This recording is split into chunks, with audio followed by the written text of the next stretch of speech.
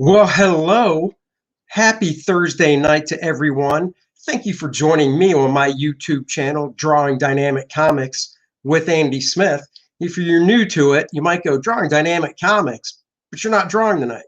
No, I do other things on the channel. I talk to buddies. I run my podcast. I do it with my friend Dennis, and sometimes I draw. But tonight's a special night. Tonight, I'm going to be joined by Nolan. Art Thibert should be showing up, Aaron Lopresti, and maybe a couple more. We'll see. And we're going to talk about our first, because you never forget your first. Look at this. Here's Aaron saying, send me the link when it's literally in the stream. He's such, oh my God. Aaron. Aaron's like, send me the link when it's in. It is, oh, he kills me. He kills me. Let me send Aaron the link, and then I'll badger him when he gets on. Sorry about that brief interruption. There's Mr. Lopresti. All right, so let's bring in the guys. First, I'm bringing in, you know him. We all love him. He's got a campaign going, Alien Alamo. It's the John Wayne of comics. Graham Nolan. What's up, people? Look at Graham, the John Wayne of comics. Can you believe Aaron says, send me the link? I know. What a Luddite. Yeah, you got it okay. It's now in the very group that we all communicate in. Yeah. We this happened last week, too. One group that we talk in. Mm-hmm. So now I'm going to bring him on. Aaron Lopresti. He's a fan of Nebraska college football for some odd reason that we don't know why. Where is it? There it is. There it is. Okay, let me defend myself. There was in the group link, there was like your little banner, right? So I clicked on it and it took me like to the show, but it didn't let me in. And so I'm like, what the heck is this? And then I went back up farther and farther and farther. And finally, like a mile back up the feed, I found the link. So a mile. I'm calling bullshit. It was only like 2 other posts above it. No. Wasn't that far above? I mean, I admit I'm an idiot, but still. Aaron, are you in an area where you don't have power? What's with the jacket on inside the house? Well, I was outside, man. I'm one of those dudes, when I get cold, I cannot get warmed up. So it's like I put a coat on and it stays on like the entire day, inside, outside, whatever. So. Oh, I hear you. I had to go to DMV. Talk about a nightmare. But, really? License renewal again? Yep. Was it really? I was joking. Oh, that's what it was. Oh, actually, it's only partially open, so we had to I had to get an appointment 2 months in advance. Yeah. So I actually got in. It only took about 20 minutes, and I was out of there. So I guess that's better than just showing up and waiting for hours, which normally happens. So. Yeah, no, that's cool. Yeah. What was I going to say? I don't remember. I was going to chat about something. Well, I will pimp our Indiegogos again. So mine is First Man, as a little banner at the bottom says. There's a link in the description below the video. Graham's is Alien Alamo. There's a link for his as well in the description.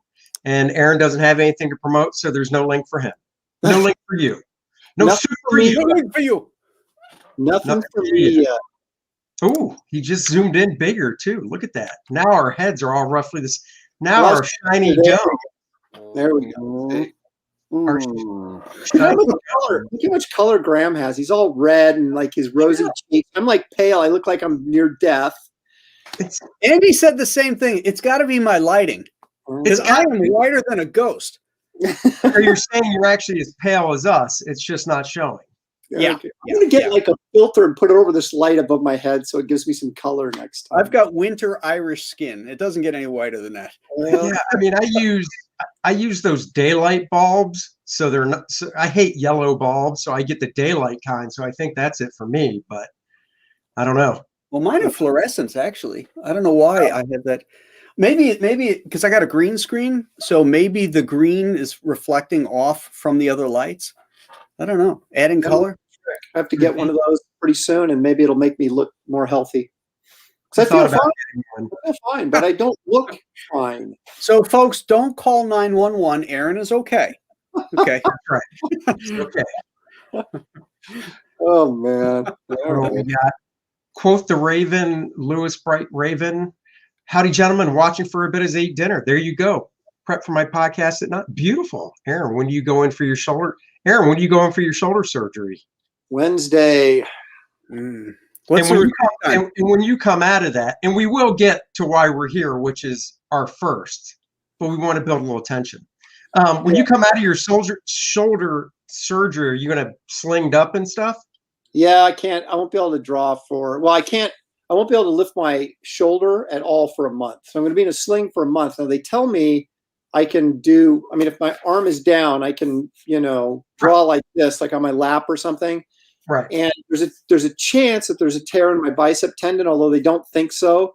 If there is, and they have to repair that, I can't even do this. Which, if I can do this, that'll be helpful. But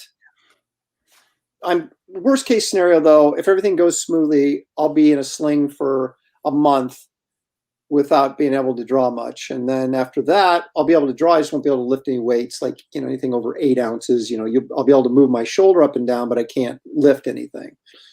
Wait, you lift weights now? Can't even lift a pint of beer, is what you're saying. Right. I'd have to get a straw. And so yeah, and this could take up to 9 months for full recovery. So you're like, really? Well, do you know how you damaged it? Yeah. Well, I did it. I know I heard it years ago from overtraining, weight training, and then all the drawing over the years have just sort of exacerbated it. But it's been a problem I've had shoulder pain for 15 years, 20 years, and it finally got to a point where if I work a couple hours, it just really, really hurts. And so I'm like, okay, I'm going to go to the doctor, and I went in and tried some rehab on it, which for 9 weeks didn't really do anything. And then my rehab person's like, you really need to go get an MRI and see what's going on in there. So I finally did, and they go, oh, it's torn rotator cuff. I'm like, ugh. So got to get it fixed. Ugh. And does it keep you up at night when you sleep? It does sometimes. Yeah. It's really bad when I used to sleep on my back a lot, and just the weight from my shoulder pulling it down would just kill it. But I sleep on my side now mostly, so it's not an issue like it was. But yeah, I was having times where it would wake me up at night because it hurt so bad from just laying on my back sleeping. So I have pain in my left shoulder that doesn't go at night is when it's really prevalent, and it'll wake me up at night. But during the day, I don't even notice it. I go to the gym, I lift and everything, but when I lay down at night, if I lay on it, it doesn't bother you when you're lifting? No, not much. I mean, if I do a lateral raise, it'll twinge a little bit, but I can do presses and stuff. It doesn't bother me. Hey, we got an answer about why you're orange. Look at that. Looks like the green screen is the answer. Okay, that's what I thought. It's the only difference. So that's all I got to do to get a tan is get a green screen. I guess it's worth the investment, apparently. Not only could you be in the bat cave like me, but you could also have this wonderful glow.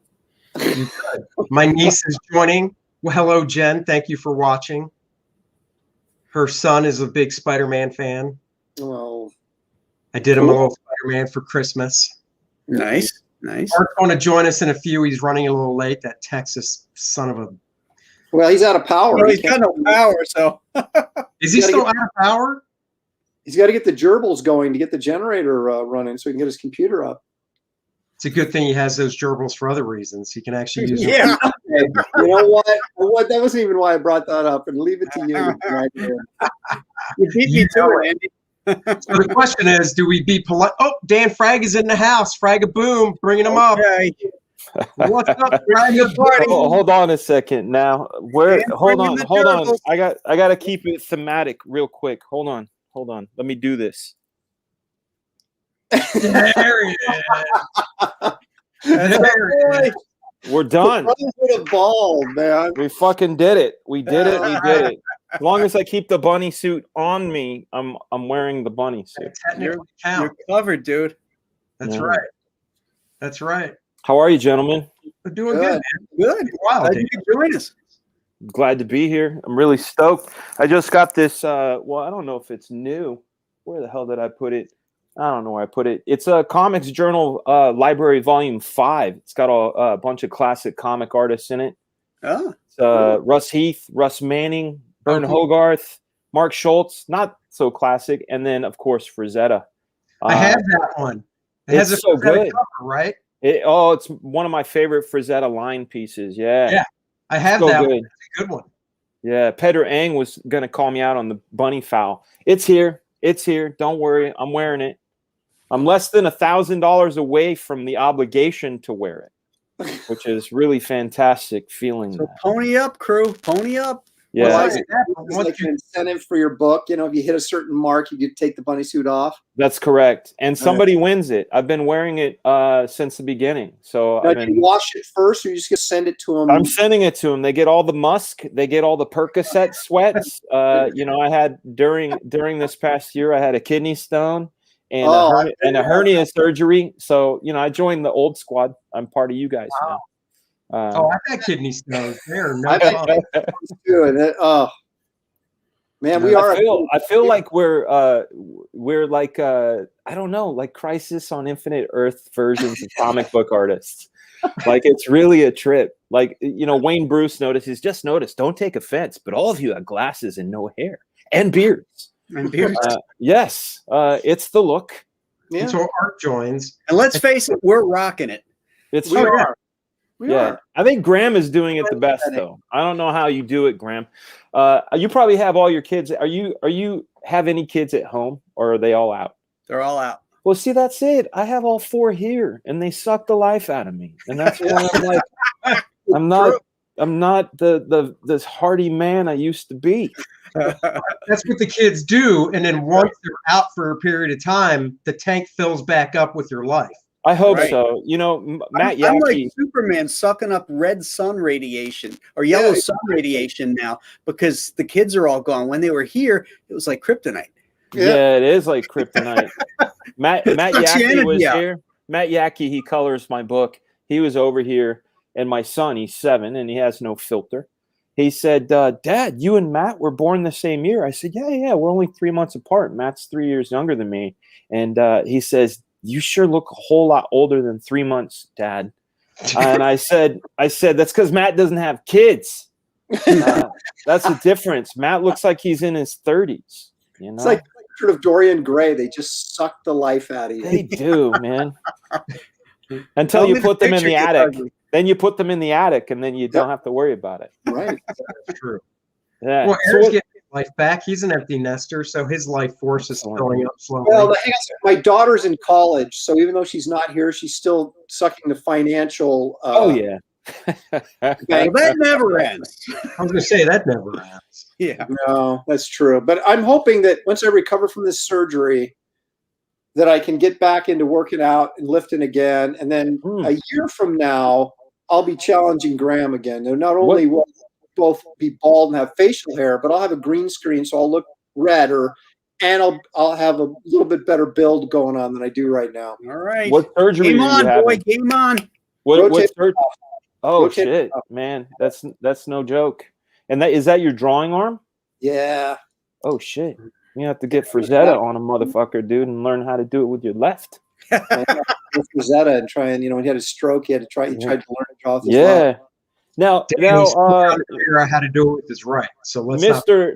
Lopresti, I had texted you because I've been watching a lot of old school DVDs. I listened to the Will Eisner, like the Will Eisner Blu-ray. I don't know if you guys have that one.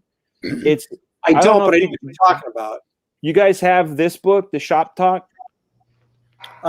No, but I have a lot of the original Spirit magazine where the Shop Talk articles are in. Yeah. I've got the Spirit, the Will Eisner Quarterly and the Spirit and all that. What's really interesting about this Blu-ray, this one right here, it's upside down, is that the special features, if you take a look, are the Shop Talk tapes. Oh. And as it turns out, these are edited like crazy. Like if you listen to them and follow along, you're like, where did that paragraph go? where you know that was worded different than they said it. Mm-hmm. Like this is sort of a polished and buffed version of what's on the tapes. Mm-hmm. Very interesting. Really dug the Gil Kane. Gil Kane, man, that guy's dropping gems all over the place.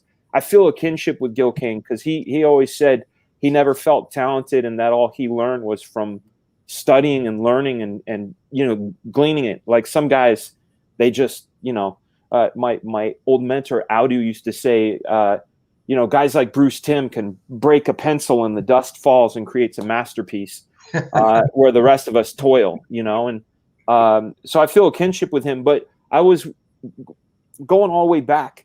I was watching the Michael Golden Creator Chronicles, and Mr. Lopresti, got to give you mad respect. You're on that. You're on the making of, but you're talking about Michael Golden and how you got to spend a weekend with him. I'm hoping that you make a video. You had talked about making a video. I've already put together the intro, so it's. Oh, dude, I can't wait! I can't wait right now. So it will be. And when I can't draw, I'll be totally focused on, you know, doing this other stuff, and I'll get it out. But yeah, I've got the sequence done and everything. So. Well, hey, Dan, I got a present for you. I'm going to scan this sucker up because I did a live stream today, and we were talking a little bit about this. And I have a picture. If you want to share my screen, I will. That's Kirby. I see Kirby. Oh yeah. Who's that guy in the blue shirt? Holy shit, dude! Young Dan. Holy shit, dude! Young Dan Fraga. Dude, Art, and that's Mark Pasella and you, dude. I always regretted never having a picture with Jack. Well, you have it. Yeah, you have one now. I'll scan this up and I'll send it over to you, and I'll make it look as good as I can. But look, you're photobombing. You know you're photobombing too. Look at your face. the greatness in this picture is so fucking awesome. I don't know, man. That looks like it could be Vanilla Ice. Are we sure? Hey, you know what, dude? If there was a problem, I'll solve it.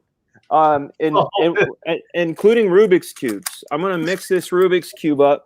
And I'm gonna solve it like Vanilla Ice while you guys talk about some Star Trek or some shit.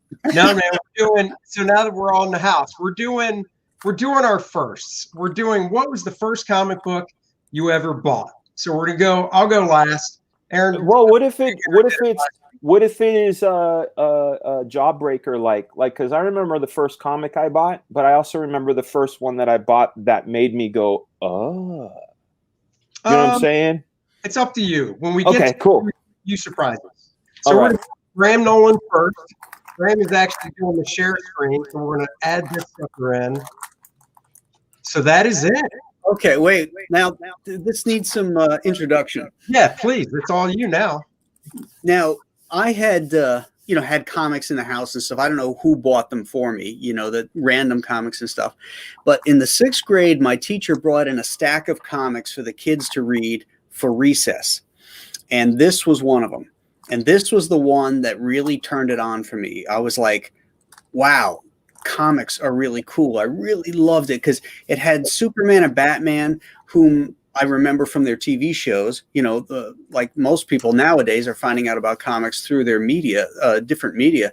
And so I knew about Superman and Batman, and this comic came in, and it had all of them. And it had other characters like Aquaman, who I remember from his cartoon show, and then Green Lantern and Flash, who I didn't really know.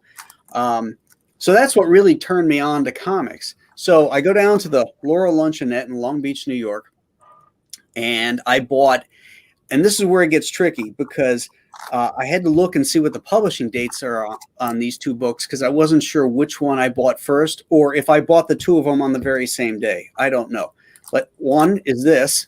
Oh, yeah, I got that one, yeah. Giant Size Superheroes, because I love monsters. I was into monsters long before I was into comics. Now, is that a reprint? No. Reprint it doesn't reprint the stuff that's new stuff. That's all new adventure, man. That's a great issue. Yeah, I actually own a piece of original art from this book. Oh, really? Gil Kane did the artwork in here. Jerry Conway wrote it, and Mike Esposito inked it.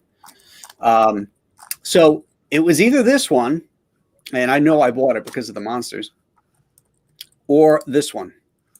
My first Batman. I have that one. Yeah, that thing's killer. Yeah.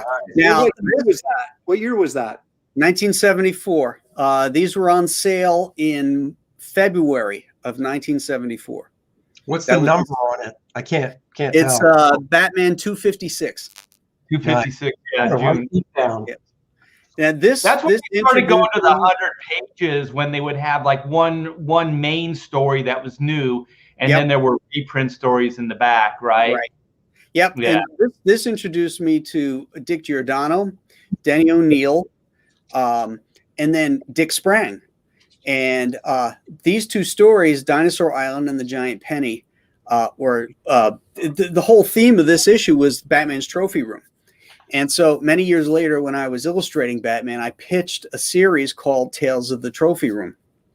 And the first two stories I wrote and illustrated were a modern version of Dinosaur Island and the Penny Plunderer, which is this one here. This is like where I got the Giant Penny from. This is What's where that? This is where he got the Giant Penny. And this is where he got the dinosaur robot. So Graham, who was the trophy in the first panel there? Was it Catwoman, the tiger, or Robin? It was the cat or nine tails. I want to choose to believe it was Catwoman. That's sexist, Art. I don't buy into that. It's not sexist. It's sexy. Oh, okay. I buy into that. Now, Graham, do you still have all three of these that you showed? Yep. Nice. Yeah. In fact, this one here, I got Denny to sign for me. Oh. Yeah. That's cool. Yeah, I got Denny to sign this one for me, and then, like I said, I have a original page from the this one. And that whole video is drawn by Gil. That's cool. Is the whole book drawn by Gil? Yeah, there's two stories. There's a main story, which is done by Gil. That's a new story. And then there was reprints of the villain pinups that Steve Ditko had done for the annuals. And then there's the story of how Stan and Jack created Spider-Man, that classic, Stan waking up in the middle of the night with a light bulb above his head, and then calling Steve, and he goes, "This guy's a nut," You guys all remember that story. The last panel is Stan waking up and saying, "Yes." He's like, "Oh, Steve, what do you call him? Steve Rooney or Steve Areno?" Steve Areno, yeah, won't mind. Yeah. That one's great. Yeah. That story's in that. I didn't realize that. Because I said that Ditko thing, the thing you're just talking about, is in this Giant Size Superheroes. I think it was originally in the annual number 2, wasn't it? It was in an annual. Yeah, this was a reprint. Yeah. But the main story with Morbius and Manwolf was new.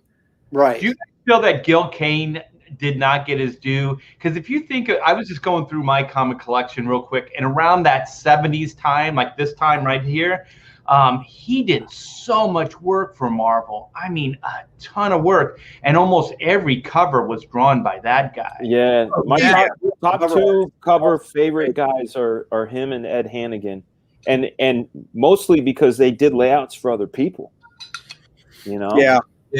My favorite cover artist, and I was talking with Doug Mankey about this last night on my Storyteller show, was Gil Kane, John Romita, Nick Cardy, and Joe Kubert. Oh, those guys, Kubert and Cardy over at DC, and then Kane and Romita at Marvel were.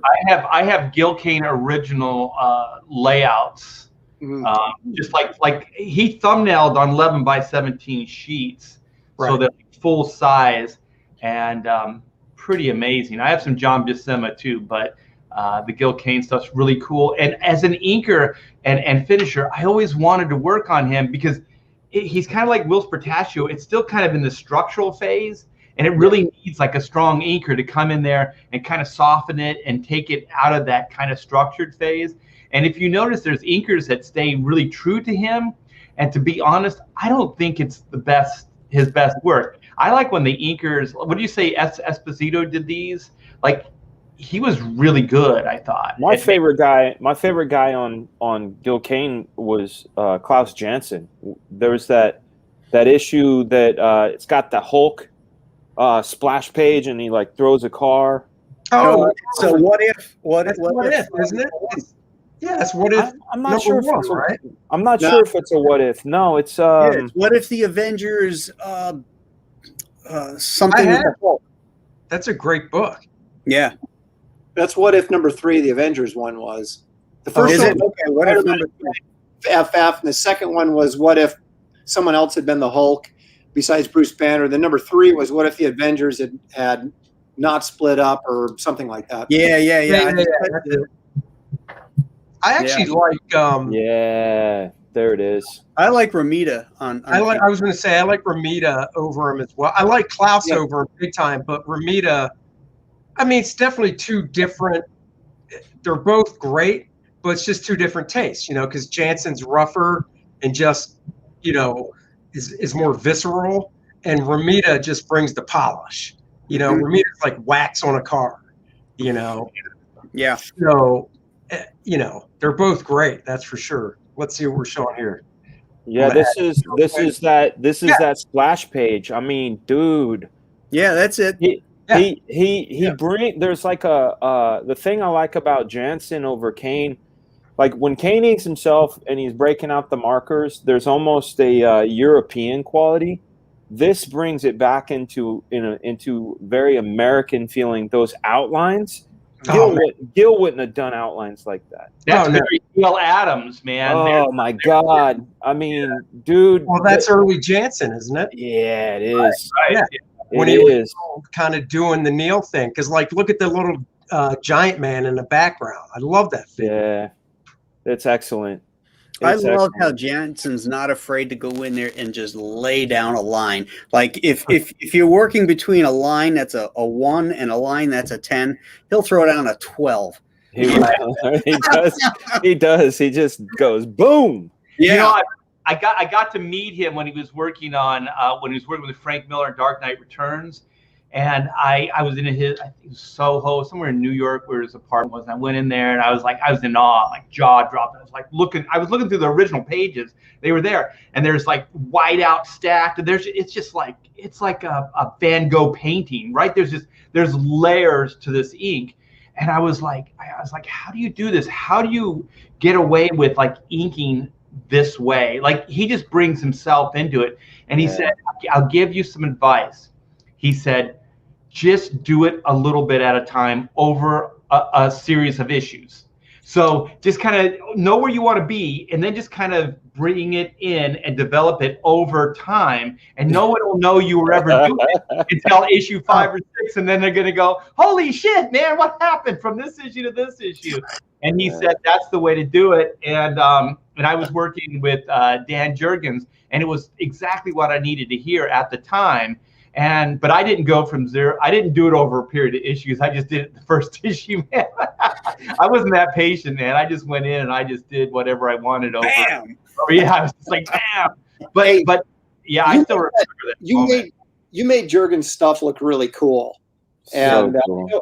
He was well. What I heard was he was a little kind of ticked that what you were doing, but it looked so much cooler than what you were doing over him. I really liked it. I'm going to concur with you, because that's where I discovered Art Thibert's work. Yeah. And I remember, and no offense to Dan Jurgens, because I think he's quite solid and a great writer too. I've worked with him as his artist under his writing, but like I always found his stuff, for lack of a better word, very pedestrian. And when I saw Art stuff, I remember the first time I saw Art stuff was over Jurgens, and I went, yo, it felt super contemporary. It felt there was more energy, like Art put these contrasting curves and straights in a way where Jurgens stuff would have been standing there, but there was a tension and a bounce that wasn't there before that Art brought. Loved it. I'm just concurring the hell out of what Aaron said. I had no idea what I was doing. And then on top of what Klaus said, Howard Chaykin says, he goes, you know what, you're doing finishes. He said, and I go, well, what are those exactly? He goes, you get to do whatever the hell you want. And I was like, yeah, I do? It was like, I mean, it's like giving an artist permission to just like, you know, just do whatever. And I did. Yeah. So it was those guys, I think, that really made a big impact on me at that moment. You know, we were talking about Gil Kane earlier. You got to get Chaykin to tell you some Gil Kane stories. My boy. Some of them are a riot. You know, ask him about the one with Carmen Infantino. Oh, okay. Yeah, he loves Gil Kane. He loves the hell out of that guy. He was one of his original mentors, from what I understand. Yeah, he worked for Kane. That's so cool, man. I mean, it's like I said before. I've said it at exhaustion, but Graham has sent me down this like path. You know, I've been reading Terry and the Pirates like crazy. I mean, it's mildly. I mean, in 2021, it's mildly offensive the way they treat the Asian man. You know, but it's so well done and so well paced. It blows my mind that this is the stuff from the 30s, you know, late 30s, and you know, reading this comics journal that I got where Bern Hogarth is talking about how he got into drawing and the stuff he was talking about. He's like, oh yeah, I like the yellow kid, and you're like, fuck. You're old. You're old, man. But the thing is, when you think about it, we're standing on the shoulders of giants, you know, and then for sure it just keeps going. And the older I get, comics are more fun in a way because, you know, now I can see kind of like the history of it. I can see the evolution of the industry, and it's mind blowing because when we started, most of us, there was like four color processing. There was like the little dots and stuff like that. Yeah. You know, you had to ink heavy because that's the only way you could make an impact in comics. The newsprint was the worst paper ever. Yeah, just soak it up.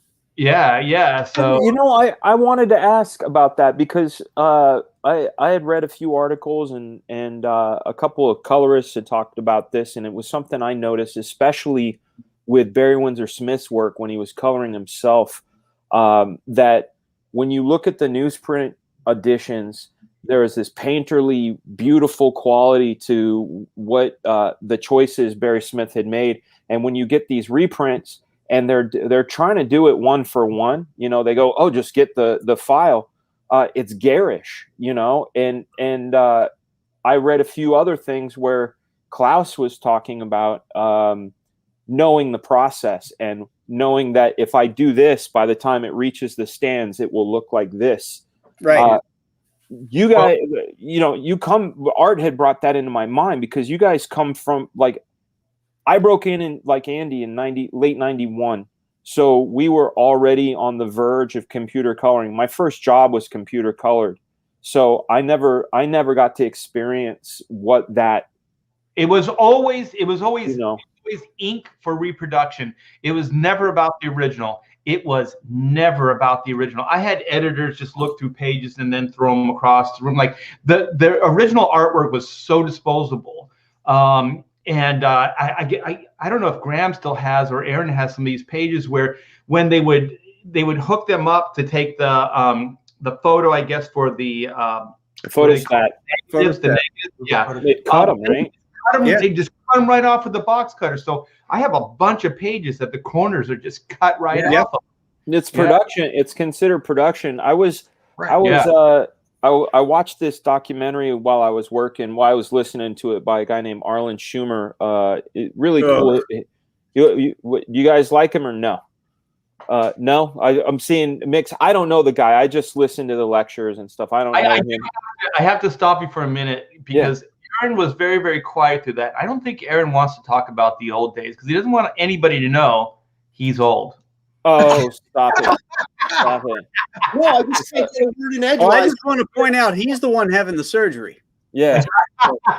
Draw your own conclusion. I was doing a little bit of deep diving on Ditko, you know, because I love Ditko, and there's something very magical about Ditko stuff. Obviously, we love Kirby, we love Heck, and all that. But I've always been drawn to Ditko, even as a kid. There's something just magical. I don't know what it is. You know what it is? It's organic. It just doesn't so feel. organic. It doesn't feel like there's any effort. It Yeah. just freaking natural. It's also Yeah. eclectic. So I was going through every version of his work that I have. I've got the Omnibus, I've got the Marvel Masterworks, I've got the Essential Spider-Man issues, the black and white phone book ones. You got And his of course, what's that? You got his Warren stuff? I have some of the Warren stuff, but I'm specifically talking about Amazing Spider-Man. Oh, right okay. now. But I have some of the Mr. A and the Creeper and some of the other stuff. But I'm a Marvel zombie, guys. Like when you guys talk about DC, if my eyes kind of gloss over, it's because like I'm only starting to like DC, which is crazy because DC was my very first comic of all times. But there was a donation, as you guys know, of the Amazing Fantasy 15 artwork, all of it, every story, not just the Spider-Man story, to the Library of Congress. And you're able to, if you search it, there have been people that have gone in and taken high-res photographs, so you can actually like look at the crispy details as if they were in your hands. Mm-hmm. And I was going side by side, page by page, looking at that stuff, and I'm like, so much was lost in reproduction over the years, where it has become almost this sort of copy of a copy of a copy. But what we're so familiar with as comic book fans is that that degraded image. Looking at those crispy originals, I was like, holy shit, he had rendering. You know, it wasn't just these blobs. He had pullouts and he had feathering, you know. It was a trip. A real trip. But the groans on Arlen Schumer, or however you say his name, eventually, I'd like to know what that's all about eventually, because I enjoy his YouTube stuff. Andy, have we completely derailed your show yet? Sorry, man. No, we're all good. But we'll move on to Aaron now. Yeah, we were supposed to talk about first comics, man. Fuck. No, it's all good. Blame it on the weed. We're going to move on to Mr. Lopresti. I got the screen here for him. I'm doing his work for him. He sent me 2, so I'm doing them in the order he sent. So Aaron, take the floor. Well, I was on. This was 1971, and yes, it was 71, and it was on vacation someplace with my parents. I was 7 years old, and I had never owned a comic book before. But I mean, I was aware of them, I guess, as all kids were at that time, right? You know, you just had never actually bought one. Maybe you'd been to 7-Eleven or Plaid Pantry or whatever and seen the rack. Never actually bought any before. And so we went in there, and I don't remember, we were on vacation. We went into this kind of country store, the grocery store, but they had those, like, Graham, like you have in your studio, those wooden racks, those magazine, wooden racks. So it wasn't like a wire rack. They were just all kind of placed out, right? So I could see all these comics. And the 2 that I saw was this. And I just thought Thor was cool. I've always thought Thor was cool. And I saw this, and I was like, oh, you know, Thor, that guy's cool. And then I didn't know who Black Bolt was. I never even had a concept of who Black Bolt was, but I thought the costume was cool, right? So this looked like these 2 dudes fighting. This has got to be cool. So I grabbed that one. And then the other one, which is the one most people will recognize, is this. And it was just the coolest cover on the entire rack. Or, you know, I mean, the whole magazine display, my eyes went right to that. And I'm like, I don't know what's going on here, but these 2 big monster dudes are fighting, and I'm getting this. And, yes. Oh, yeah.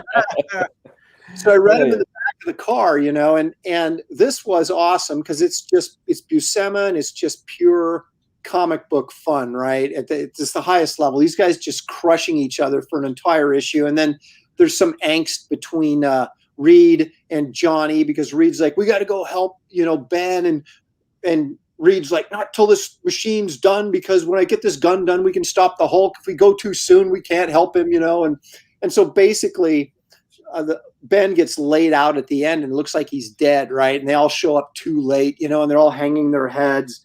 Oh, yeah. And so I thought the thing was dead at the end of that issue, because it wasn't until years later that I started buying comics again, and I had no concept that this. I was so sad. You know, I'm this 7-year-old kid in the back of the car, and Ben Grimm is dead. The Hulk killed him. You know, so it was this traumatic experience, but it was a really cool reading experience because it was so dynamic and had so much energy in it. And then I tried to read the Amazing Adventures, which was Neil Adams, right? And if you've read that story arc, there's like Black Panthers in it, and it's just totally political, and it just scared me. I was reading it, and it was like the artwork was so, you know, it was more realistic than what you'd normally see in a comic, and it just was edgy. There, you know, like I said, there was Black Panthers, and they were rioting and just stuff going on, and I was just like, it was just way too heavy for a kid my age. So although I really dug the artwork, you know, and Thor isn't in it that much, and it was cool, it was kind of scary to me, you know. So that one I didn't go back and revisit that for a while, but the interesting thing is that was the first comics I owned, and they were bought by my mom for me, like we're on vacation. The first comic I bought on my own, I thought, was Spider-Man 138, which was the Mindworm issue, right? Yeah, it's a great cover, man. Yeah. But Gil Kane and John Romita. exactly. And They were trading, weren't they trading 6 issues back then? They might have been, because Kane was in there a lot, and because he did a short run there, like around the drug issues, like about 97, 96. Yeah. 97. He was through the Savage Land, and then he drew actually Gwen Stacy getting killed. Yeah, 121. What a great issue, man. Right? Romita was inking those. How do you say that? Is it Giacoya? Frank Giacoya? Is that how you say it? Yeah, because I noticed those, both of their names.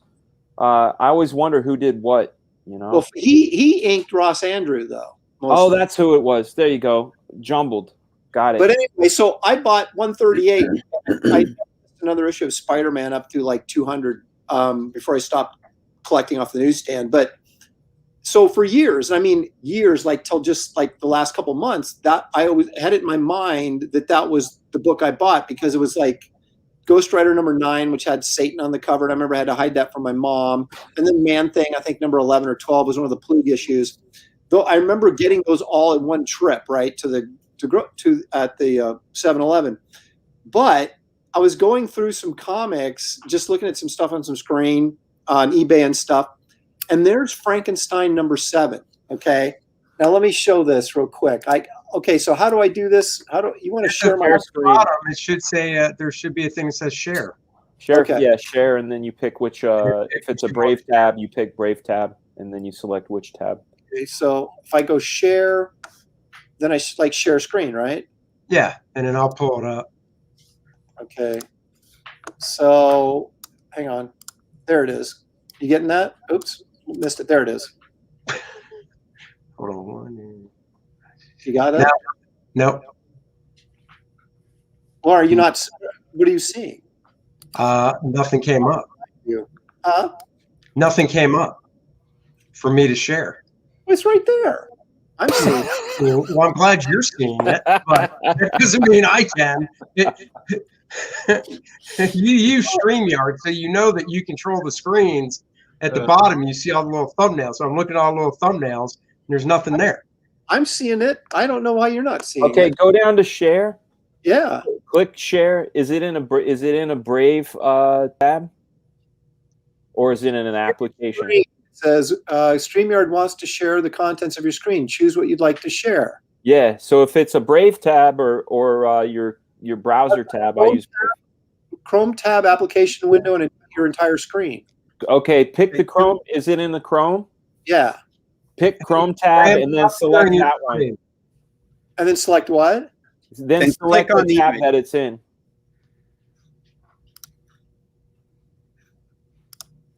Right, there it is. Hold on. He did it! Right now, everybody drink. No. Well, now you got to click the tab that you want us to see. That's a lot of tabs. That's the infinite tabs. Fun. No. You only have one screen, right, Aaron? Or do you have two? No, I have one. All right, so you need to click on what you want us to see, and you won't be able to see this stuff anymore. Yeah. You know what I'm saying? So hit share. So you're going to click out of the StreamYard tab and click onto the tab that your cover's on. You got to hit share. Then you click share screen. You click share screen, and then you pick the Chrome tab. You pick which tab you want, and then click share. It's not giving me like tab options. Oh my goodness! No, tab at the top of the Chrome. You pick the tab at the top of the Chrome like you normally would when you have multiple tabs. So I pick share, right, and it says share screen, right? Okay, so it says share screen. So there. Are you guys? And if I had to make a rhyme about this, it's can't share it all using Geritol. Oh.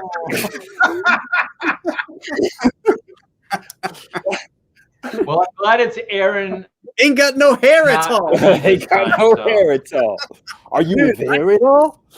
Aaron, what do you I'll find it. What are you looking for? What is it? Frankenstein #7, right? Yeah, Frankenstein Monster #7, Marvel. All right, hold on. I've got it. Wow, that was an exercise in stupidity. Thank you very much. It was an exercise in awesome. Okay, but anyway, the story is, as he's trying to dig this up, the story is the Spider-Man 138 was a 25-cent comic, right? And I think it was 1974, if I'm not mistaken. Yep. But so I found this Frankenstein Monster #7, and I was like, hey, I had that comic. That one? Yes, there it is. And I had that comic. It's John Buscema. Mm-hmm. And Oh, look at that cover! Holy shit! Wait, did John draw the inside too, or just the cover? Yeah. He did. Whoa, I've never even seen this comic. I didn't Oh, know they made here's this the shit. inside? I gotta get this. after Plug went off the book. Plug did the first 6 issues, and then Buscema took over. You're But talking Mike Plug? yeah, Fuck me, man. I gotta write this down. I gotta check this shit out. and if you really want to check something, Frankenstein #6, because they shot that from Plug's pencils because he was so far behind they didn't ink it, and it's kind of cool looking. But anyway, so I go, wait a minute, I had this book and it's a 20-center. So I was like, this had to have come out before the Spider-Man issue did. So this was 1973, which I had no idea that I was buying comics because I would have been 9 years old. That was a great year. But that is the first comic I bought myself, which I Was that the year you were born, Dan? Mm-hmm. was that? I figured as much. Yeah, that was the year I was born. Yeah. That's It's nice. not as old as art. So that, I get that going for me, which is nice. So Yeah, that Plug cover was amazing. There's action. The staging's amazing. The angle. You don't usually see stuff like that, and you don't see that type of work in comics anymore. Plug is awesome, man. He's kind of one of those unsung motherfuckers, you know. Did he go into Hollywood and just like he was doing storyboards and designs and things? Yeah. Some Hobbit work. yeah, that's Buscema. Oh, look yeah, at that. That's gorgeous. By John Verperton. That was Yeah, I crazy. remember the naked chick taking a bath. I was like, yeah. Wait a second. Slow down. Who did the lettering? No, I'm not kidding, guys. Charlotte. No, it says Charlotte Jetter. Okay, never heard of her because that Fury of a Fiend is nice. Oh, that is Got nice. to be a made-up name. Yeah, that's really nice. Yeah. This is the DNA for Aaron Lopresti, his style, everything, storytelling. Look at this. Oh yeah. Oh, look at that boot. It indicated booty, but not really. Yeah. That's That nice. one guy doesn't get. That's a Roy Crane panel right there. That bottom one on the left. This one. Yes. Yeah, that's a Roy yeah. Crane panel. He did that in Buzz Sawyer once with Christie. Nice. Yeah, that guy doesn't get hard in the pants. He gets hard in the back. Look at that hump. maybe he's pooping. Maybe he's got a poop so bad it's backed up. It's a broke back mountain right there. Well, then the poop is up there for a reason. I'm sorry. I am going to pull up #6 because I'm curious to see what the pencils look The like. Plug. But I'm just going to scroll through this one quickly. Are you on readcomiconline.to? Shh. Yes. I use that place as reference all the time. Did you say TO or TL? T.O. Yeah, T.O. Yeah, I use this place. Dude, I look at books on here like this, and then I write them down so the next time I go to a con, I can find them to buy. That's exactly. I look at stuff that I can't afford. You know, like I'm never gonna afford like even like that Spider-Man annual #2 or the what was that Strange Tales annual #2 that the one that Kirby had penciled and Ditko had inked. Like that thing, base price on the cheap side is like $200. Which one is it? The Strange Tales annual #2. It was pencil by Kirby, ink by Ditko. Wow, look at that. This is his pencils, huh? Yeah. I'm almost positive it was 6. This is 6. Those pencils. That's awfully dark, though. Man, I would love to see this ink by like Terry Austin. Yeah, this is the one, Aaron. This is the one of his pencils. Yeah, look at this right here. Yeah. You know, people say, like I've heard things about Michael Golden where they go, Michael Golden doesn't have influences, but I see so much early Wrightson and Mike Klug in the early days of Michael Golden. So much. Did you see the Michael Golden storytellers I did? I haven't watched it. I got to watch it. Yeah, I had him on, and he talked about his process and all that kind of stuff.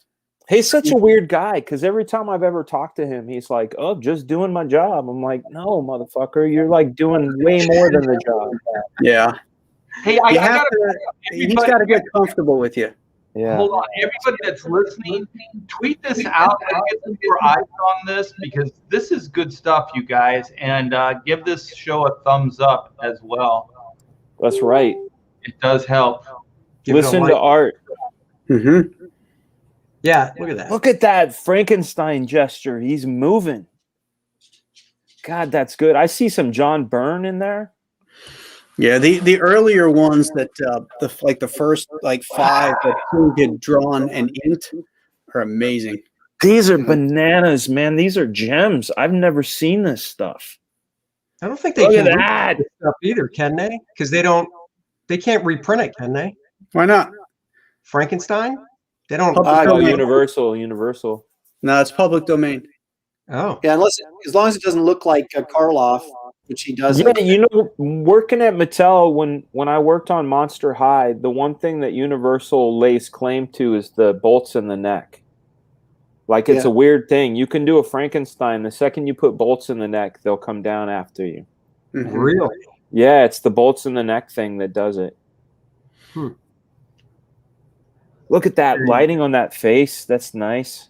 Which one? That first panel. Yeah. Rim light, directional rim light. That it's still solid, man. Well, look at the effects of the water in that next panel, the second panel. Mm-hmm. That's hard to do. There's something there. I always talk about this. There's something so superior to the feeling of old comics that we just don't get. Like, I don't care what kind of reproduction we have or crispy, beautiful digital coloring we have. When I look at stuff on old newsprint, when it's these color choices, like one of my favorite colors is Petra Scottis. Yeah. Her choices every time it's like these purples and teals and like these choices, they look so fucking good and you get lost in the world. You're not. It's because they had such a limited palette that they had to know color. Well, those guys were also coming from like more of a black and white, like cinema and TV, and limited as far as what they could do in the comic book because you couldn't really rely on the coloring. So they were from a more dramatic storytelling point of view. So a lot of the dramatics came from the lighting. So you could tell something was scary, something was beat. I'll go as far as say it's a neurological event. And I know that sounds crazy, but one of the things I think is amazing about this thing that we do is that there's a considerable amount of audience participation. Like what happens that we benefit from all kinds of things from our audience participation. What happens in between the gutters, like the audience fills in that blank. Like they do it with their. It's like when you read a novel and you go, the book was better. It's because as an audience member reading something, you put in your ideal. And when we look at this stuff in its more simple form, we participate even subconsciously in going, this is a horrific, like that face in panel 2. It's a horrifically lit image, and we interpret it in our minds. And when it's done, the work is done for us, we don't participate as much, you know, as an audience, and therefore we don't feel it as much. Mm-hmm. That's my theory, at least. I think good storytellers are the ones that paint that image that you can take from panel to panel. So you can fill that gap as the reader, and that's when you have the magic. The magic is what happens between the gutters, not always on the page itself. Because if you could do that, then you really have engaged the reader. If you can engage the reader between those panels and to fill that gap, then you've done your job. I can fill a gap. See, look at that. Scroll back, Andy. Okay, that last panel there with the spiders coming at us on page 24 there. Oh, this one. Yeah. What the really good guys knew how to do is how to focus your eye on the detail and leave out the stuff that didn't matter. We know he's in water. We know he's in this dank dungeon, but we don't have to have all this other noodly shit to clog up the storytelling. I mean, he's even got blank spaces so that he doesn't have to put caption boxes in. Mm-hmm. Well, that was the beauty of lettering on the boards, because this was actually shot from the pencils, though, so I take it back. I mean, it's one of those things that because it was shot from the pencils, who knows if he drew stuff there, then the letterer was like, well, this is coming out. You know what I mean? Mm-hmm.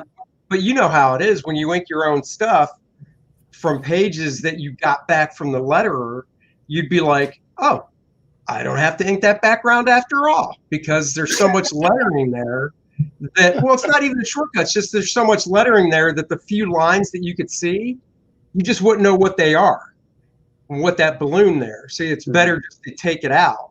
And when they took the word balloons and things off of the pages, when the order changed, they actually paid inkers more money because now they had to ink where all the word balloons were. Yeah. Right. You know, getting back to what Graham said, and it's an interesting point, Frazetta was a guy I think that, at least that I first noticed, that would only focus the detail where he wanted you to look, and everything else kind of got muddy or went into shadow, you know, or it might even be like a guy's leg or something just went totally black. And I would guess that most of these guys in the 70s were obviously influenced by Frazetta to a certain degree and brought some of that into their storytelling, because you know, he was just masterful at that, taking that with a single illustration. But even when he did his comics in the 50s, and, you know, what little comic work he did in the romance and some of the EC stuff, you know, the black shadows across people's faces. So their face, you know, you get the silhouette of the face, but you were focused on the person, you know, next to them or behind them that was saying the line. And you weren't looking at all the noodling on the back of his hair. You know what I mean? It was like, he really did a great job of directing your eye to where, you know, he wanted you to be looking. There it ends. Transylvania. All right, Art, you're up. What was your first, and do I need to find it? You don't need, if you want to find it, but I have it actually right here. Oh, we'll full screen you. Hold on. Screen with you where I couldn't. So the one good thing, what issue number is that? This is issue number 178 of Batman. So this is 66. So this is the height of Batmania. And I saw this book at like a Thrifties or something like that. And I begged my my parents to get it for me. And I still have it. That foreshortening, though. Yeah, well, it's so well loved.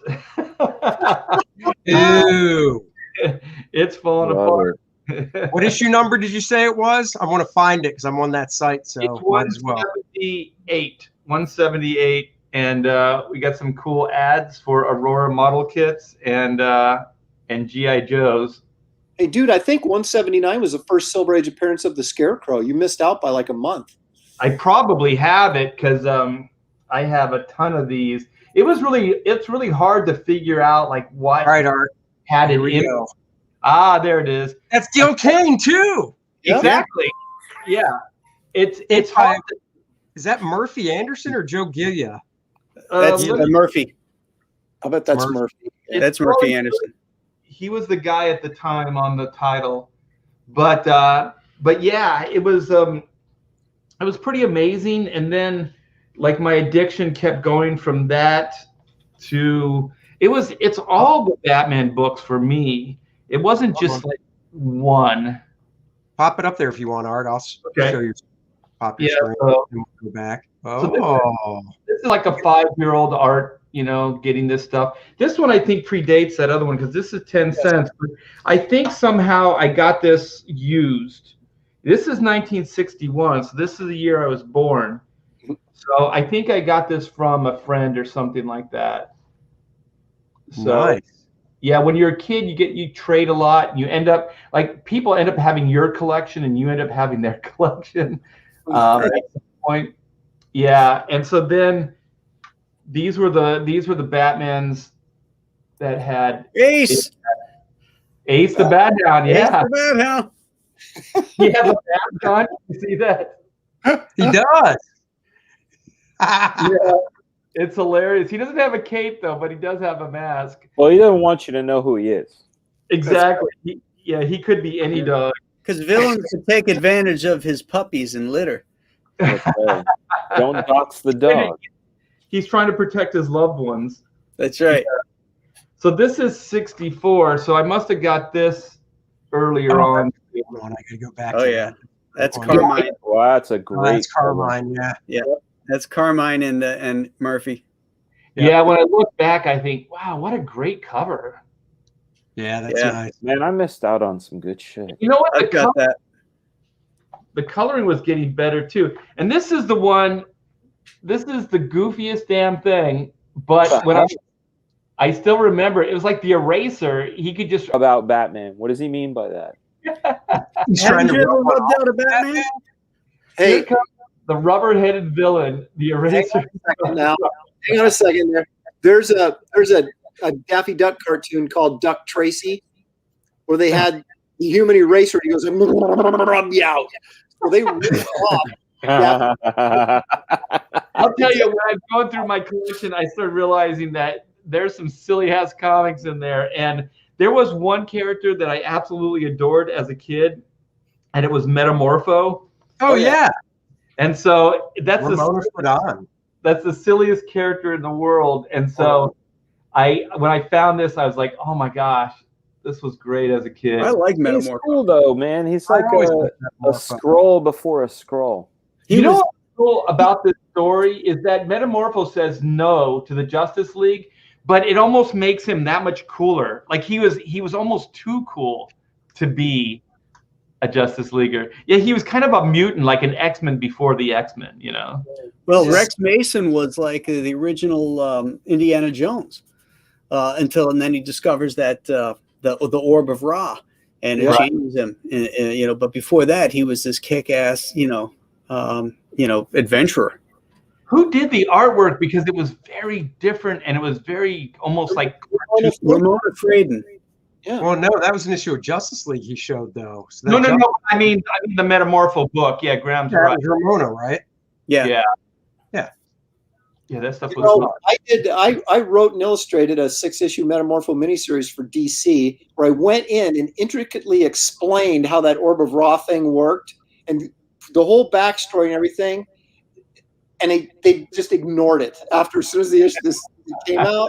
Like somebody wanted to use Metamorpho in a book, and they just threw everything out I'd done. Yeah, it happens, man. You have good intentions, but I have so many fond memories. Like this was like the first, not the first, but my first read of the Justice League Justice Society crossovers. These were big, you guys, in the day. These were big as a kid. So I don't know who any of those people are, with the exception of the left side and Batman. You don't know who Dr. Midnight is and Dr. Fate? You don't know any of those? Black Canary? No. Spectre? Wildcat? No. Black Canary. You don't know Black Canary. He is a Marvel zombie. Wait, I know the Adam Hughes drawings of Black Canary, but that's it. I know an old joke is coming, Dan. So you're setting it up right now. I'm not. I swear to you, I'm not. I need to catch up on DC because I just don't know it. All this stuff, right? Yeah. This one's great. That's a cool cover. Yeah, it's just a cool cover. How they kind of morph into the villain morphs into the hero. That's all. And are each of those are like the counterparts? Because you got Lex, like Lex so Luthor, Superman. They chose the Penguin for Batman at that time. That's interesting. Yeah. It's got to be during the TV series. I'm going to say that's like 67, 68. Okay. Yeah. Burgess. And then these were my early Marvels, but once again, Steranko. Yeah, Steranko. These were before I could actually afford my own comics. So these things were out of my price range. 12 cents was beyond me at, That's a nice shape, man. That looks like it's a good shape. I would have put that under my pillow and slept with it. It's good shape. Yeah, and then is this? Yes. Yeah. Hey, man, now you're talking my language. The issue before that is the John Romita issue. And there's a splash page in that issue that I drew 100 times if I drew it once. Yeah. Oh my gosh! Look at the first page. That's dude, man. That's how you suck people in. That's John and Sal. That is the shit. Yeah, that is so freaking badass, man. Mm-hmm. Now begin. This is a great book. That changed my world. And then I could bore you because I got a big stack of comics here, but this was actually the first book I remember buying with my own money, and I got a subscription. Remember when Marvel was selling subscriptions? Oh yeah, in the comic themselves. Yeah, and so I bought these via subscription. You got in on the ground floor. That's not a subscription issue because it's not folded. I have. You know what? they always become folded, right? Yeah. With the little paper around them, and they would disappoint you. But the one thing that Marvel did that wasn't cool is you would get the mailed versions after they came out on the newsstand. What? So I was a crazy kid. So if I saw it on the newsstand, I bought it. So this is the newsstand version. I do have the folded version too. So all the early first 12 issues of Iron Fist, I have 2 copies of. Now who did the guts on? Who did the interiors on that? 'Cause that's before Byrne. No, I think Byrne did all of them. Yeah, this is John Byrne. Oh, it is. Oh, yeah, okay. I did all of them. Yeah. Look at that. Because that's so what he's graphic. Right? This is Byrne's first work at Marvel was Iron Fist, wasn't it? I'm not sure, but it got my attention. That's for damn sure. Do you remember the ad? Well, you talking about the ads about getting the mail order books. Do you remember when? I don't remember when it was, but I remember when the ad changed and it said, "Now we mail our comics flat." So yeah. Yeah. You guys remember those things came so beat up by the time you got it. You come home from school and you see just laying there in front of the door because of the mail slot, and you're just what did you do to my comic book? You bastard. I had a subscription to the Amazing Spider-Man, and it started with 140, 150. It started with 150, and they came flattened and in that brown paper thing and sent media mail. Yep. And you could never get that crease out of it. I only had the description for 1 year because after that I said, "Fuck this! I can't have these creases in my Spider-Man comics." I was the same way. I only subscribed to a book for 1 year because of the same thing. I was like, "Damn it!" But I tell you what, I wish I would have kept. I wish I would have kept those brown paper sleeves. And the thing is, Shelton Drum, who does the Heroes Con here, he subscribed to a ton of stuff. He still has all the brown paper sleeves. He kept them all. What good are they? He's a dude. And Shelton's older than Art, so he's up there. Oh shit! There's something printed on him, don't they? And he can still walk upright. Yeah, he's in good shape, and he's never had arm surgery. So it was cool, and all you guys will know this. Although, Graham, did you ever work for Marvel? I'm trying to think. Yeah, I did a lot of work for Marvel. Okay, so remember when we used to get the checks and the envelope had Spider-Man on it, and then the check had Spider-Man? I'm like, I didn't want to cash them. I wanted to keep them, you know? Nowadays, with mobile deposit, we could have, but yeah, those were cool checks. Yeah, I still have some of the envelopes. Yeah. Do you? Yeah. Those were cool. I kept my first rate letter from Mark Grunwald, so I still have that somewhere. Yeah, I've got my Mark Grunwald rejection letter. The thank you, please try again letter. Yeah. You know what? It's so funny because I remember as a kid, I got this one letter. It was from the Thibert school because I was like, I'm going to send stuff in, you know, because you see the ads, right, when you're a kid. And I sent the stuff in, and they go, you've been accepted to the Thibert school. And I was like, cool. I didn't know you had to pay for school. Like, I go to my parents. I'm like, I'm going to go to New York. I'm going to go to the Thibert school. And they're like, you have to pay for that, you idiot. I never got a rejection letter. I got rejected in person. Yeah. New York. Yeah. Well, no, the first time was like, I went to the Thibert school, then I ran out of money and had to go back home to Florida. And I went to a community college for a year. And then there was a convention in Orlando. And one of my teachers, Sal Amendola, was going to be there. And Dick Giordano was going to be there. So I told Sal, yeah, I'm going to come to the show. So I get there and I run into Sal and Dick as they're walking out to grab lunch. And Sal goes, hey, Dick, this is Graham Nolan, the guy I was telling you about, So now he's built me up, right? So I get into the show and I wait for them to come back and I show my portfolio to Dick and he just tore it up. He just tore me up, and I deserved it. I sucked, I mean, I had a year off. I wasn't on my edge, and he was very honest, Yeah. I had lost a step by missing a year. Yeah. I still have my name tag for Marvel. They give you those stickers that said Marvel and they had Spider-Man on them, and you'd write your name in there and stick it on, and they'd let you in. And I had my first one of those. So yeah, I don't have that. So Dan, your first book? Yeah. Well, there were two. Like I said, there was. I remember one that I bought with my own money. It was, I believe it was my 9th birthday. And I had got, I got some birthday money and a Pac-Man, but it was the Atari one that goes in Atari 2600. And I remember going to 7-Eleven with some money and I got some Slurpee, some candy. And there was something about this cover because I knew who Batman was, and I was a Spider-Man fan, but I didn't buy comics. I was more of a I watched Spider-Man on the Electric Company and that sort of thing. And this was '82, so I was already, like I said, I had just turned 9. But there was something about Vampire Batman that I thought was the coolest shit I'd ever seen. And of course, when you open it up, you see that splash page. It's Gene Colan, and he's, he looks crazy with his sharp teeth. And I thought it was kind of nuts.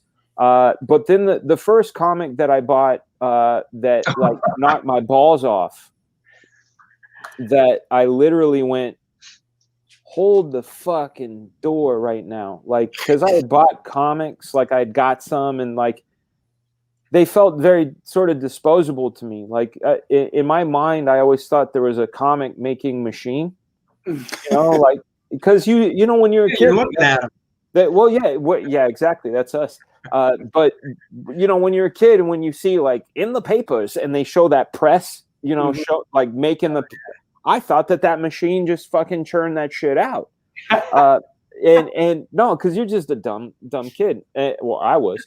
A lot of people still think that way. Yeah. So I remember seeing this because I had seen other comics, and I remember my cousin had showed me this cover. It was a Daredevil, where Daredevil is holding Matt Murdock in the ring, and he's got this black pool of blood coming out. And I remember that comic really impacting me. But this one, I remember buying it off the stands and thinking, this Hulk is heavy. He's badass. There's something about him. And I remember taking note of John Byrne's name. I remember this is like John Byrne via Herb Trimpe. You know, this is like big time. Yeah, and I just remember thinking like, oh, John, a person drew this. And then I caught some other, because John Byrne was very prolific during these times. I caught something else he had done.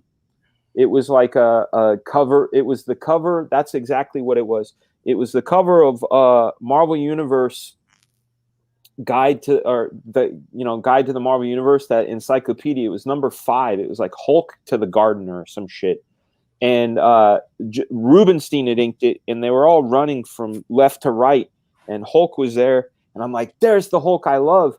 And I remember being at the Quickie Mart and opening it up and like going through and like flipping through it and then asking the guy, like, do you have this comic in the back? Because when you're a kid, you don't know. You think that everything's in the back room, you know?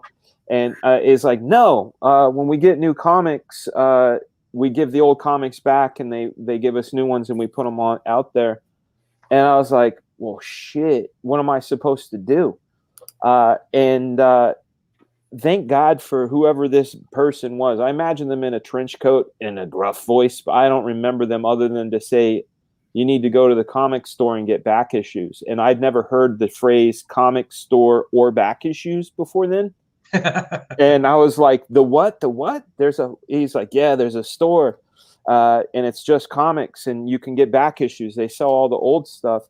And I remember I got there, and I lost my shit. It was next door to the arcade. So when you're a kid, you don't see the comic store because the arcade is there. You just you go to the arcade. My wife and I talk about this with restaurants. Like there's the most amazing place that we always go to. And next door, there's another place we always want to try, but we never go there because this place is so awesome. So it happened to be next door to the arcade. And I remember going in and kind of losing my mind. First back issue I ever bought was the Spider-Man 121. Somebody dies, right? Oh, yeah. Somebody fucking dies. Like, no way, I need to know.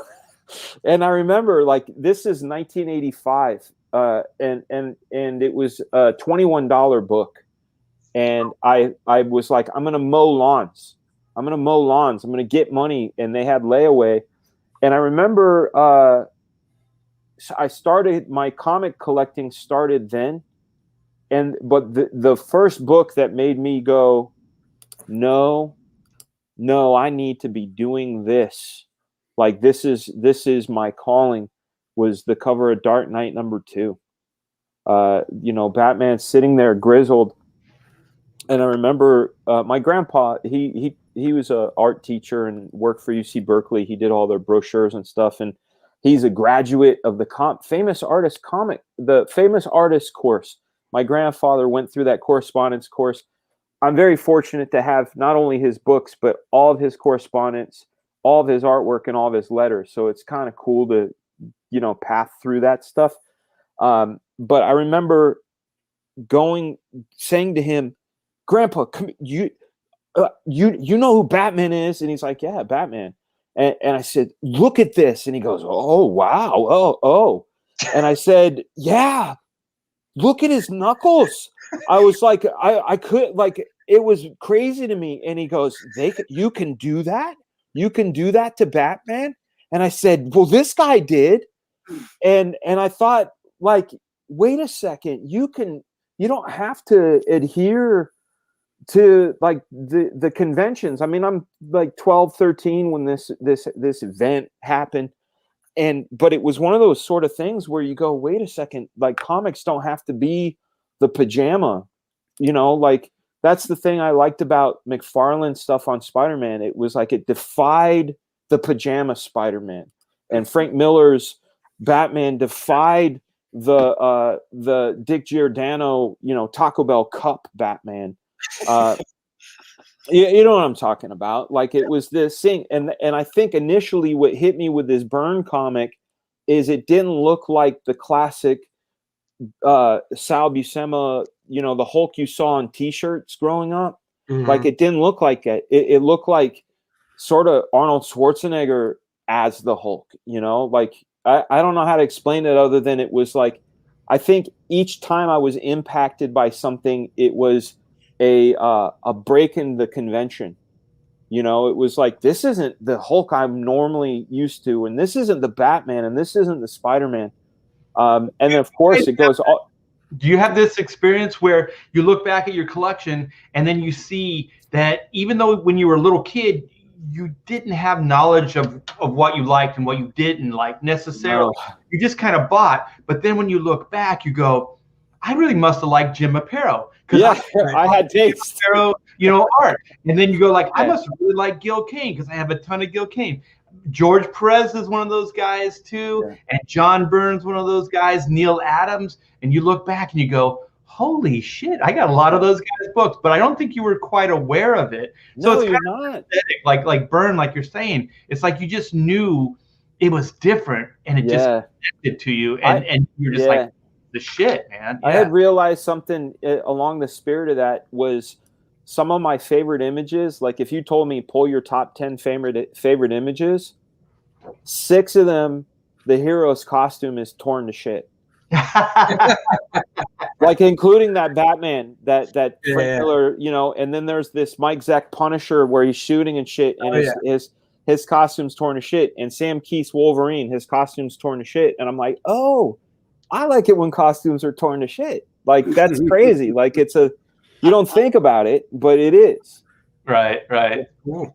Starlin's work on I want to say either Warlock or Captain Marvel, or maybe both, were the ones that sort of I discovered Barry Smith and Bernie Wrightson after the fact.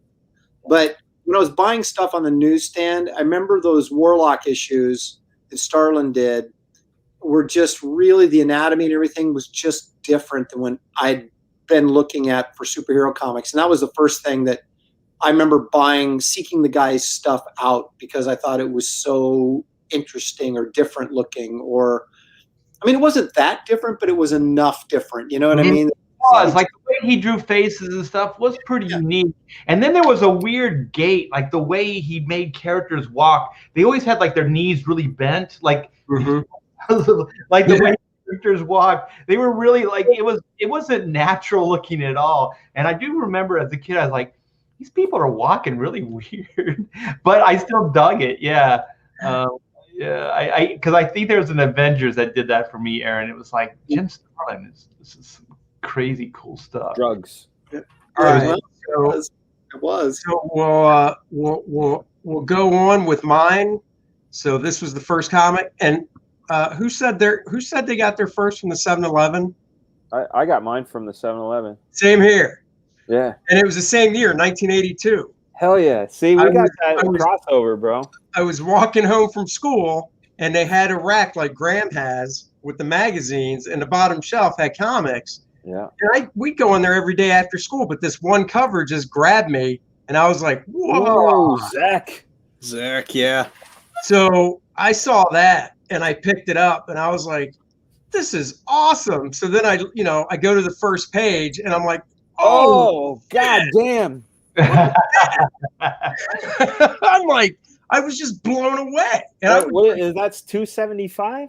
Yeah. I was like 12 years old, and I was like, oh my God, this is awesome. Who's inking him on that? Is that Beatty or is that Ruby? Beatty. Hell yeah, Beatty. It's John Beatty. Yep. God damn. And so, that zip shadow. Holy shit. That was a great run on Cap too. Oh, so good. And for some reason, I don't know why, but this issue over the past year used to be in dollar bins, but now it's going for like $25. So I don't know what the significance is. And Graham, like you, I still have this. This was the book I subscribed to that got folded in half after this issue. Everything after this issue. And when I finally met Zach, when I was sharing a studio with John Beatty in '91 in Florida, and Zach came by, I had him sign it. So, yeah. But I just love the storytelling. Like, Zach is just great at eye flow from panel to panel with, like, arching the body here, the head here. This angle comes down to here and then across and out. I mean, I didn't know any of that when I was a kid. But I just I just Do love you ever see Zach's cosplay? his what? Cosplay. No. Yeah, Mike Zach was one of the first cosplayers. There's a shot of him in his like early 20s or something at a con in New York, and he's dressed in a. He made the costume too of Black Bolt. Oh shit! Oh, I never saw that. Let me see if I can find that. I got.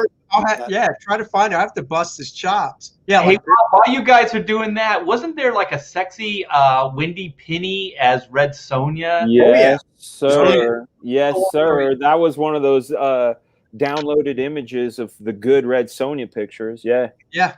Was that Mac? It made some kind of national magazine. Was it Playboy or something? Dude, she sold that concept, man. Yep. I was like, yo, I wish I was around. Hey, Andy, so, you said this book is going for like $25.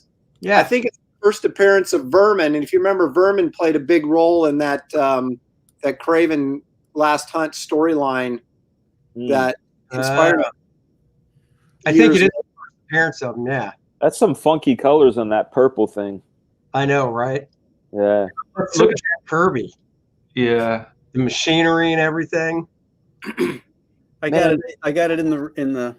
Oh, all right, I'll pop it up. Oh, man, Zach could handle figures. Jeez Louise. Yeah, man. So this was it. I got this and I was freaking hooked. I was like, I got to subscribe to this book. So I did, and then I did get the Hulk that you showed, Dan. Oh yeah, that I was blown away by that. Yeah, I love that Hulk series because Byrne brought the Hulk back to like the first 6 issues of the Hulk. Yeah, you know, the Kirby issues. Man, his Doc Savage was cool. I mean, you're gonna draw a dude with a. Is that Mike Zach? That's Mike Zach. 1971. That dude's a hardcore fan. I didn't realize. Wow. 1971. He made this costume. Yo, my crazy Mike Zach story. When I was a kid, I still have no filter, but I read this comics magazine interview about him, and it said he had lived in Connecticut. So I dialed 555-1212, and I said the city name, and I said Michael J. Zach, and they said yes, we have a Michael J. Zach. They gave me the phone number, and I called him. This is like 1988, 89, and I called him, cold called him. I'm just a kid in California. And he took the call. Super expensive. Yeah, he took the call and he was really cool and gracious with me. But this explains it all because he gets it. He gets it. Awesome. He totally gets it. Yeah, that Mike's so a good guy. Freaking cool. Yeah, it's funny. Oh my God, that is great. That was cool. The photograph was in black and white. Art, did you find the Red Sonja? Is anybody looking for the Red Sonja? Yeah. The Wendy Penny, dude, it's a good one. I can find it. There's another one. This her name, she goes by Princess Fuckface. No, that's what she goes by on Instagram. But her Red Sonja is probably the best one I've ever seen. I would give Wendy Penny second place until this Princess Fuckface did hers. Just if you type in the words Red Sonja, the most gorgeous, sexiest one you see is probably Princess Fuckface. But I would think that if you look at it from the point of time frame, though, Wendy might still have it as the number one because it was 40 years ago. I agree. There it is. Look at that. You know, if this was like somebody a month ago and then you pair it up with Princess Fuckface, okay, you can judge it. Hold on a second. Yeah. I know what you're saying. Yeah, that's great. Yeah, that's the one I remember. Yeah. I mean, she posed for Frank Thorne, right? Mm-hmm. Hey, Princess Fuckface is there you go. Also, okay, see what I'm saying? Like, they're definitely different. They're definitely different. Here's the difference. Wendy's you look at and you go, oh, it's a wholesome Red Sonja. This one you look at and you go, it's porn Red Sonja. I don't she see porn like here. She looks awesome. What are you talking about? Oh, I know. Yeah, she looks trashier. I think Wendy Pini looks like she's having fun. Yeah. I think they both look like they're having fun. You know what? If they were, I mean, they both have hips that don't lie. You know what I'm saying? That's all I got to say about that. Little known fact: Wendy Pini was my first boss. Oh, really? Really? Well, I can see why. She took control, like Janet Jackson. Yeah, man. Yeah. So she was my first boss, and she stiffed me on a bunch of money. So. Oh shit. Uh-oh. He's like, you found it. See, Pedro Ang knows what's up.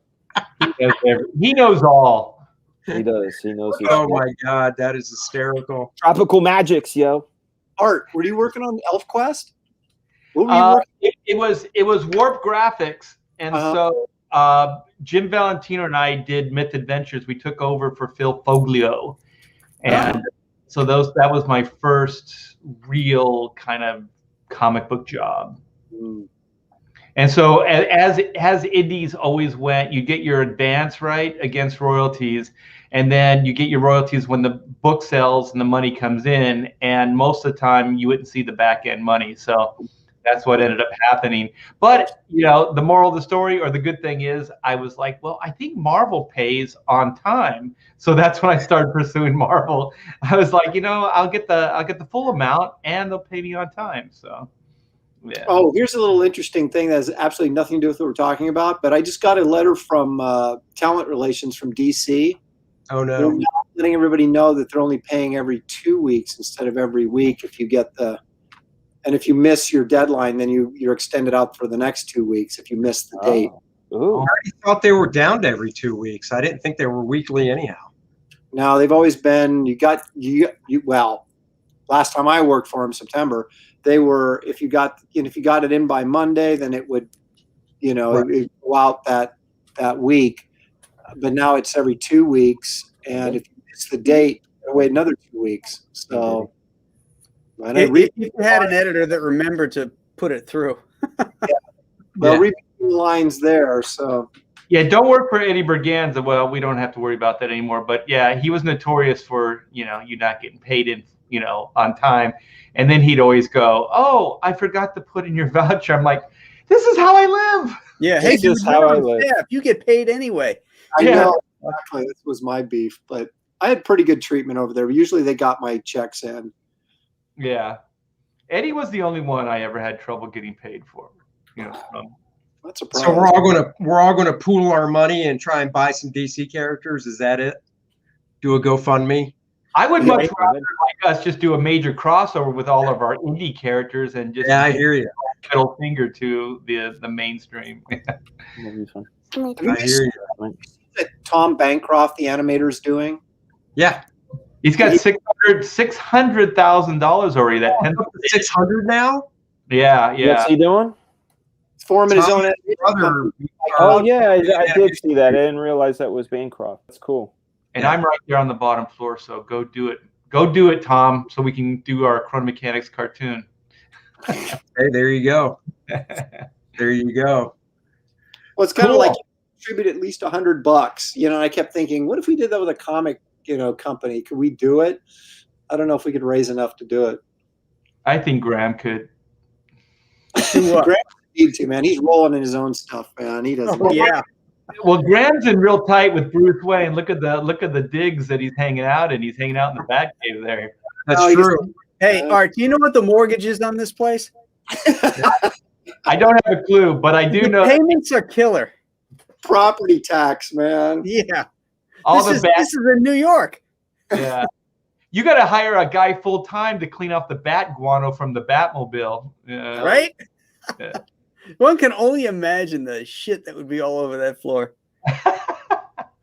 Look at Graham getting a nice shout out. All right. Pepper Talk. Thank you. Yeah, the pepper is talking right now. I have no idea when another drawing book's coming out, Graphicon. You'll be the first to know. No clue. No clue. Just say, well, guys, this was fun. I don't know who gets to host it next week. Would it be Bill? No, it would be Dan and then Billy, right? Is it me? Bill never shows up. What? Let me see what date is. Let me make sure I can do it. I never know. I never know how shit's gonna go down. That's the 25th. Yeah. Yeah, we'll try to make it my channel. That'll be fun. All right. I'll probably be high on painkillers, so I should be a blast. Yeah. Nice. I'll actually promote it though. You know what I'm saying? Well, I have to do. And Aaron, the link will be in the Facebook Messenger. Just scroll up a little. Maybe a little. Mark Simon's in the house. It's usually posted that morning. I do have to, before we go, Andy, I have to, since Frigga, Dan was saying such nice things about myself. Oh, no. Look at that. I don't want a full screen. And you know what, Dan? No bullshit. I had no idea you were this good at the time. I look back at this and I'm like, this is paying tribute to Kirby, but at the same time, man, there's you in here. Yeah. And this machine, man, is so freaking awesome. I wish I had that original still. I still have mine, the Falcon. Fuck, man. I don't have mine anymore either. I wonder what I wish I did. That was a dream come true because I love Machine Man. I love Kirby. Man, that's the Heroes and Villains book, right? Yeah, it's this book here. I need to find my copy. I've got a hard copy of it somewhere, the leather-bound one. Yeah, it's so funny when I found the photo. I think this was Eric Stevenson's. It is Eric Stevenson's wedding. I know. I recognize that. Yeah. Yeah. So I found them almost the same time. It was kind of like it was meant to be. What a crazy thing. Yeah. I mean, that was a crazy wedding. I remember that out in Riverside, and yeah. I mean, the Kirbys were there, and like all of Extreme was there.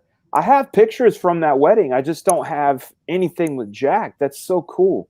Yeah, I got pictures with Rob and just everybody.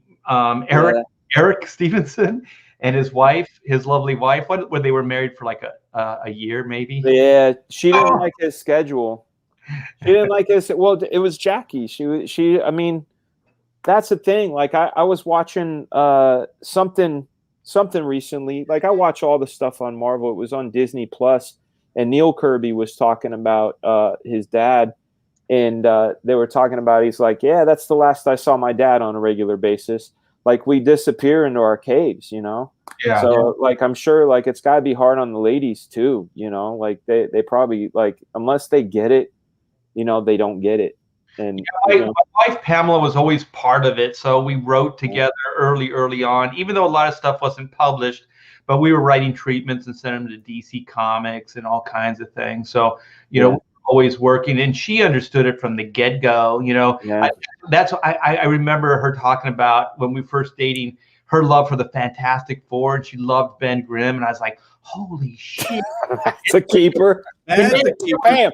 We went right into Rick James' Super Freak, and we're singing that, getting drunk on the Strand in the South Bay. And then it went right into the Three Stooges, and I was like, that's how you swipe right on that one. Lover? Oh my God. Three Stooges lady. Yeah. So woo, let's get married.